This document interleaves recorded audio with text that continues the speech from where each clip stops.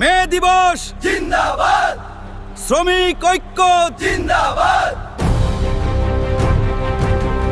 মে দিবস নিয়ে আজকের এই বিশেষ আয়োজনে সবাইকে স্বাগত। আজ আমরা মে দিবসের যে দিকগুলো নিয়ে কথা বলবো সেটা শুধু ওই ১ শতাব্দীর পুরনো ইতিহাসে আটকে নেই, এর সাথে খুব গভীরভাবে জড়িয়ে আছে আমাদের ধর্মীয় নৈতিকতা, বর্তমানের রূঢ় অর্থনৈতিক বাস্তবতা আর হ্যাঁ, ভবিষ্যতের প্রযুক্তিগত চ্যালেঞ্জগুলো। তো চলুন সরাসরি মূল বিষয় ঢুকে পড়া যাক। শুরুতেই ইতিহাসের পাতা থেকে শিহরণ জাগানো একটা উক্তির কথা বলি। সালটা ১৮৮৬, শিকাগোর হে মার্কেট স্কোয়ার। শ্রমিকের অধিকার চাইতে গিয়ে ফাঁসির মঞ্চে দাঁড়িয়েছিলেন শ্রমিক নেতা অগাস্ট স্পাইস। ভাবুন তো, মৃত্যুর ঠিক আগে তিনি কি বলেছিলেন? তিনি উচ্চারণ করেছিলেন, এমন একদিন আসবে যখন আমাদের নিস্তব্ধতা এই আওয়াজের থেকেও অনেক বেশি শক্তিশালী হয়ে উঠবে। এই একটা লাইন আজকের দিনেও মেহনতি মানুষের ন্যায্য অধিকার আদায়ের সংগ্রামে কতটা শক্তিশালী অনুপ্রেরণা, তাই না? আজকের পুরো আলোচনাটাকে আমরা মূল ৬টি ভাগে ভাগ করেছি। প্রথমে মে দিবসের রক্তাক্ত ইতিহাস, তারপর শ্রমের মর্যাদা এবং ইসলাম, এরপর মজুরি বৈষম্য ও বাস্তবতা, পাহাড়সম মুনাফা বনাম বঞ্চনা, চতুর্থ শিল্প বিপ্লব ও ডিজিটাল দাসত্ব, এবং একেবারে শেষে ভবিষ্যতের সংগ্রাম এবং মানবতা।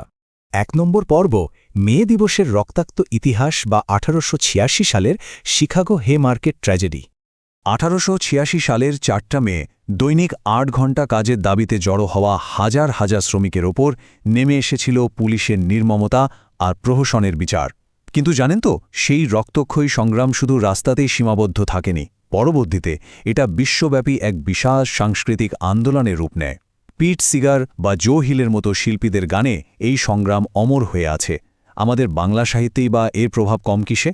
কাজী নজরুল ইসলামের সেই কালজয়ী কুলিমুজুর কবিতার কথা তো আমরা সবাই জানি, কিংবা বিশ্বকবি রবীন্দ্রনাথ ঠাকুরের লেখায় সেই উপেক্ষিত শ্রমিক শ্রেণীর কথা একদম স্পষ্ট হয়ে উঠেছে, যারা সভ্যতার আলো জ্বালায় অথচ নিজেরাই পড়ে থাকে ঘোর অন্ধকারে।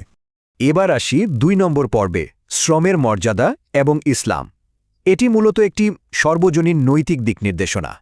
রক্তাক্ত ইতিহাস থেকে এবার একটু নৈতিকতার দিকে তাকানো যাক। ইসলাম ধর্মে শ্রমিকের অধিকার কিন্তু স্রেফ কোনো রাজনৈতিক বা অর্থনৈতিক বিষয় নয়। ইসলামিক শ্রমনীতির দিকে তাকালে আমরা অসামান্য এক মানবিক দায়বদ্ধতা দেখতে পাই। সুনানে ইবনে মাজাহাতে উল্লেখিত একটা হাদিসের কথা ভাবুন, যেখানে বলা হয়েছে, শ্রমিকের ঘাম শুকানোর আগেই তার পারিশ্রমিক দিয়ে দাও। একটু গভীরভাবে চিন্তা করলে বোঝা যায়, এখানে শুধু দ্রুত মজুরি দেওয়ার কথাই বলা হয়নি, একজন মানুষের কায়িক শ্রমের প্রতি সর্বোচ্চ সম্মানটুকু দেখানো হয়েছে। ইসলামী শ্রমনীতির মূল বিষয়গুলো খেয়াল করলে দেখব, হালাল উপার্জন করাকে রীতিমতো ইবাদতের সমান বলা হয়েছে। শ্রমিককে তার ন্যায্য পাওনা থেকে বঞ্চিত করা বা শোষণ করা ইসলামে একদম কড়াকড়িভাবে নিষিদ্ধ। সেই সাথে কাজের চুক্তিতে স্বচ্ছতা, পর্যাপ্ত বিশ্রাম আর মানবিক আচরণের ওপর সবচেয়ে বেশি জোর দেওয়া হয়েছে। মানে শ্রমিক এখানে নিছকেই কোনো আজ্ঞাবহ কর্মচারী নয়, বরং পুরোপুরি সমান মর্যাদাবান একজন মানুষ। চলে যাচ্ছি ৩ নম্বর পর্বে, মজুরি বৈষম্য ও বাস্তবতা, বিশেষ করে আমাদের তৈরি পোশাক খাতের সংকট নিয়ে। নৈতিকতার এত চমৎকার সব আদর্শ থেকে আমরা যদি এখন একটু বর্তমান সময়ের দিকে তাকাই, বিশেষ করে বাংলাদেশের তৈরি পোশাক খাতের দিকে, তাহলে কিন্তু বেশ রূঢ় একটা বাস্তবতার মুখোমুখি হতে হয়। গত কয়েক দশকের মজুরির চিত্রটা একটু মিলিয়ে দেখি চলুন। ১৯৮৭ সালে পোশাক শ্রমিকদের ন্যূনতম মজুরি ছিল মাত্র ৪২৭ টাকা। এরপর দশকের পর দশক পেরিয়ে ২০২৩ সালে এসে সেটা দাঁড়িয়েছে ১২৫০০ টাকায়। আপাতদৃষ্টিতে অঙ্কটা হয়তো বড় মনে হচ্ছে, কিন্তু দৈনন্দিন জিনিসপত্রের আকাশছোঁয়ার দাম আর মূল্যস্ফীর সাথে তুলনা করলে এই মজুরি বৃদ্ধির গতি আসলে কতটা ধীর আর হতাশাজনক তা সহজেই বোঝা যায়। মজুরি বৃদ্ধির এই ধীর গতির বিপরীতে আসল চিত্রটা কিন্তু রীতিমতো ভয়াবহ। গবেষণা বলছে, বর্তমানে ৪ সদস্যের একটা পরিবারের ন্যূনতম খাবার, বাসা ভাড়া, শিক্ষা আর চিকিৎসার জন্য মাসে প্রায় ৪০,৫০০ টাকা দরকার। অথচ আমরা একটু আগেই দেখলাম ন্যূনতম মজুরি ঠিক করা হয়েছে মাত্র ১২,৫০০ টাকা। মানে ঘাটতিটা একবার ভেবে দেখুন। এই বিশাল শূন্যস্থান নিয়ে একজন শ্রমিক তার পরিবার নিয়ে ঠিক কিভাবে বেঁচে আছেন, সেটা ভাবলেই আসলে গায়ে কাঁটা দিয়ে ওঠে।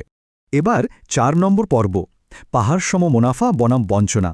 একে আমরা শোষণের অর্থনীতিও বলতে পারি।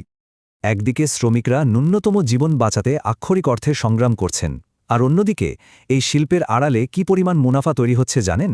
৪৬.৯৯ বিলিয়ন মার্কিন ডলার। হ্যাঁ, ঠিকই শুনেছেন, এটি আমাদের পোশাক খাতের মোট রপ্তানি আয়। এর সাথে যদি ডলারের দাম বৃদ্ধির কারণে গত ১ বছরে মালিকদের প্রায় ৯০,০০০ কোটি টাকার বিপুল বাড়তি আয়ের হিসাবটা যোগ করি, তাহলে চিত্রটা আরও পরিষ্কার হয়। এই পাহাড় সমান সম্পদ তৈরি হচ্ছে ঠিকই, কিন্তু যাদের হাড় ভাঙা খাটুনিতে এর সম্পদ, সেই শ্রমিকরা এর কতটুকু সুফল পাচ্ছেন? বৈশ্বিক প্রতিযোগিতায় আমরা ঠিক কোথায় দাঁড়িয়ে আছি? পরিষ্কার দেখা যাচ্ছে বাংলাদেশের ন্যূনতম মজুরি আমাদের প্রতিযোগী দেশগুলোর তুলনায় অনেক নিচে। ভিয়েতনামের কথায় ধরুন, কিংবা চীন, সবার চেয়ে আমরা পিছিয়ে। বিশ্ববাজারে আমরা হয়তো শীর্ষস্থান দখল করে বসে আছি, কিন্তু সেটা তো এই সস্তা শ্রমের বিনিময়ই, তাই না? আর এই জায়গাতেই শ্রমিকের ন্যায্য হিস্সা নিয়ে একটা বিশাল বড় প্রশ্নবোধক চিহ্ন থেকেই যায়। 5 নম্বর পর্ব, চতুর্থ শিল্প বিপ্লব ও ডিজিটাল দাসত্ব। এটি আমাদের জন্য এক আসন্ন হুমকি। এতক্ষণ তো আমরা বর্তমানের কথা বললাম, কিন্তু প্রযুক্তির এই অভাবনীয় উন্নয়ন আর কৃত্রিম বুদ্ধিমত্তা শ্রমবাজারে যে এক নতুন ধরনের শোষণের জন্ম দিচ্ছে, সেটার কি হবে? সাভারের মরিয়ম বেগমের ঘটনাটা কিন্তু এই নীরব সংকটের একদম নিখুঁত একটা উদাহরণ।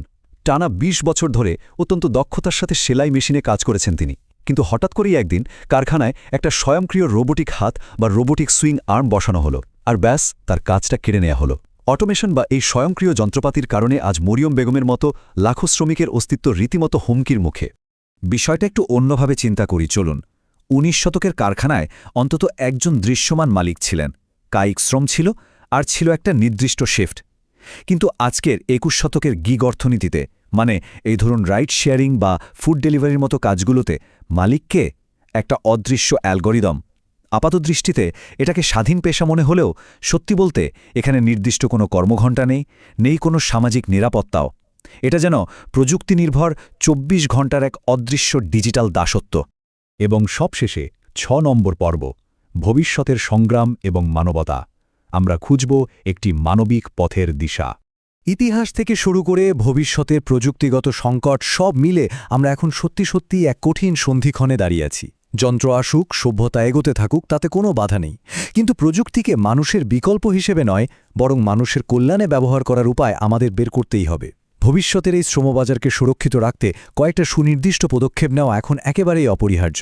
প্রথমত, প্রযুক্তির কারণে যে বিপুল মুনাফা হচ্ছে, তার একটা অংশ অবশ্যই শ্রমিকদের কল্যাণে ও পুনঃপ্রশিক্ষণে ব্যয় করতে হবে। দ্বিতীয়ত, রাষ্ট্র আর মালিকপক্ষের যৌথ উদ্যোগে শ্রমিকদের ডিজিটাল দক্ষতা বাড়াতে হবে। এবং তৃতীয়ত, গিগ প্ল্যাটফর্মের শ্রমিকদের অধিকার রক্ষায় যুগের সাথে তাল মিলিয়ে একদম নতুন শ্রম আইন প্রণয়ন করতে হবে। পুরো আলোচনার একদম শেষে এসে খুব গুরুত্বপূর্ণ আর ভাবনার উদ্রেক করে এমন একটা প্রশ্ন রেখে যেতে চাই। আগামী দিনের অত্যাধুনিক প্রযুক্তি কি সত্যিই মেহনতি মানুষের ক্ষমতায়ন আর কল্যাণের হাতিয়ার হবে, নাকি এটা হয়ে উঠবে লাখো শ্রমিকের জন্য শোষণের এক নতুন অদৃশ্য শৃঙ্খল? এর উত্তরটা কিন্তু নির্ভর করছে আজ আমরা ঠিক কতটা মানবিক সিদ্ধান্ত নিচ্ছি তার ওপর। মে দিবসের মূল চেতনা তো এটাই মনে করিয়ে দেয় যে পৃথিবীটা শেষ পর্যন্ত মানুষেরই হোক, কোনো যন্ত্রের নয়। আজকের আয়োজনের সাথে থাকার জন্য অনেক ধন্যবাদ।